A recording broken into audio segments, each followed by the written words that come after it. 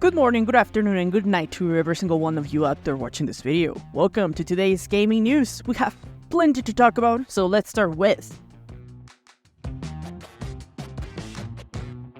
earthquakes that are happening, though I'm just being dramatic. However, it doesn't change the fact that shakeups are taking place. In both Xbox and PlayStation, new faces are being put in place. In the case of Xbox, we got Matt Booty and Sarah Bond promoted. Their new roles will allow them to create, collaborate, and of course, manage the many pieces and elements that Xbox now controls. For Matt Booty, he will oversee studios on ZeniMax. His charge is gonna be to manage and keep quality of the upcoming games from that area.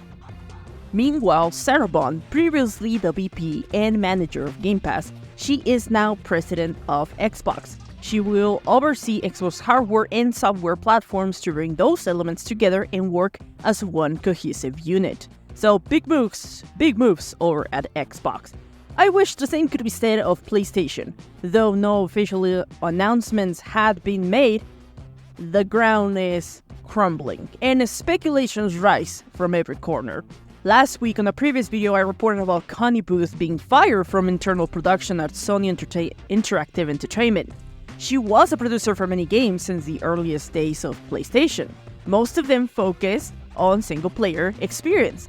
So many speculate she was fired after the new shift of live service games start to take place.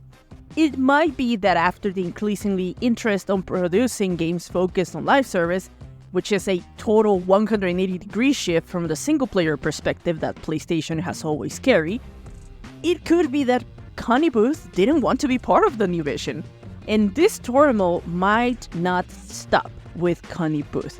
It could be possible that as more time passes by and the final date for Jim Ryan to depart the company gets closer, there's a high probability that more execs leave or get fired from the company. Of course, this is just me speculating. All is speculation. Though David Jaffe, former PlayStation executive, shared this past weekend that alongside Connie Booth, all of her colleagues were also fired. It is concerning that PlayStation wants to focus just on live service games.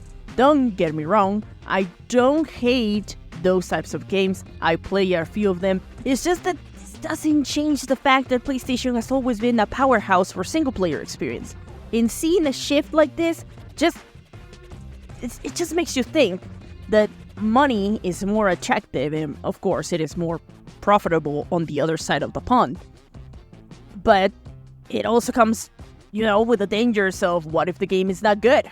It is worrisome. A little after I finished writing this whole script of the video, news stories started to develop on PlayStation.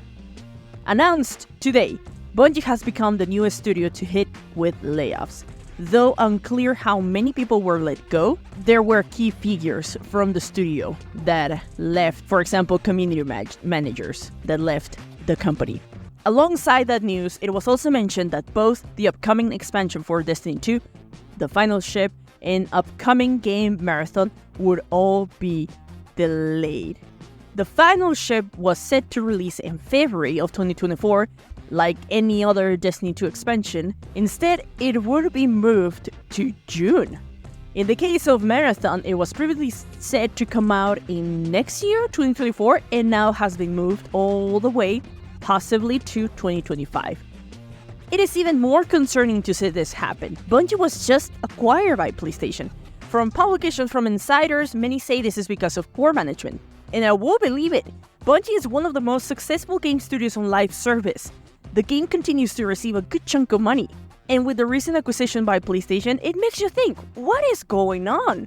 PlayStation is going through an internal turmoil, and this could cause poor decision making, or those bad decisions were already previously made. And this could be ramifications of it. Either way, Bungie alone shouldn't be having these problems. As I said before, Destiny 2 is profitable in one of the most microtransactions-ridden games out there. Why are we seeing these problems? Of course, we go back to what other people are saying. Poor management. Now, in other news, not only Xbox and PlayStation continue to make modifications, but Nintendo is also making things more complicated for data miners. Just this past week, it was published Nintendo's latest content guidelines.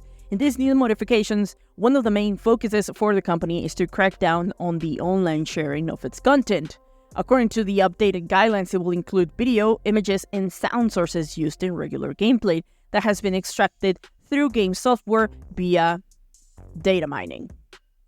As is well known, Nintendo protects their games with shield and sword and attacks all of those that break the rules with all their might.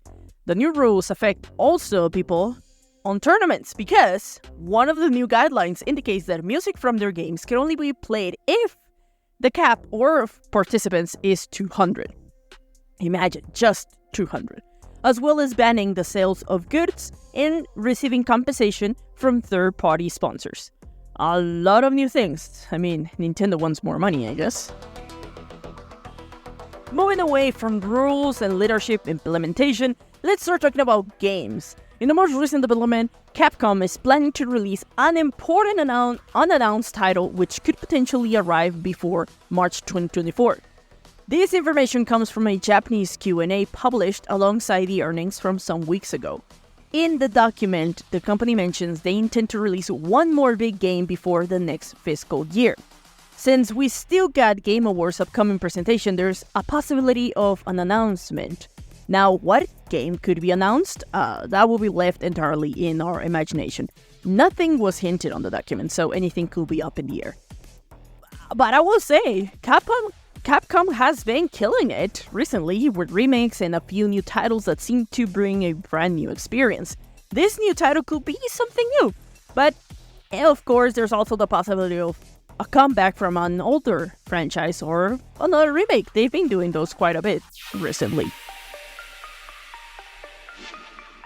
Now time for some quick updates.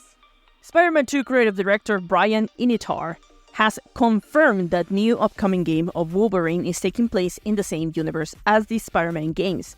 This was revealed during Kinda Funny Games podcast. If it is a shared universe, could at one point Wolverine and Spider-Man meet and have an amazing adventures? Or let's go even bigger. Why not a cinematic gaming universe? I don't think Marvel would be against it, of course. But the director did mention that all of this depends how the team that is currently working on Wolverine decides to take the game into what perspective or vision. Next up, Ubisoft announced their plans to close online services for some of their older games. A total of 10 games will be impacted by this decision. The full list, I'm going to be showing it on the screen. But this decision is not new. Last year, Ubisoft had announced the same plan, but fans protested it. Unfortunately, this time it seems it is permanent. On January 25th of 2024, every game of the list will lose connectivity or functionality to the online service. So play them while you can. One more piece of news from Xbox, the company has started to block unauthorized Xbox accessories. These can go from adapters that allow players to connect a keyboard as a controller, or maybe unofficial Xbox controllers sold by companies that don't have an agreement with Microsoft to sell their own hardware. But that's all for this episode. What are your thoughts on this gaming news? Let me know in the comment section. I'm the Candy Badger and I love to talk about everything about gaming from news to games. If you liked the video, remember to leave a like and share. It really helps. Don't forget to subscribe. See you in the next video. Keep on gaming.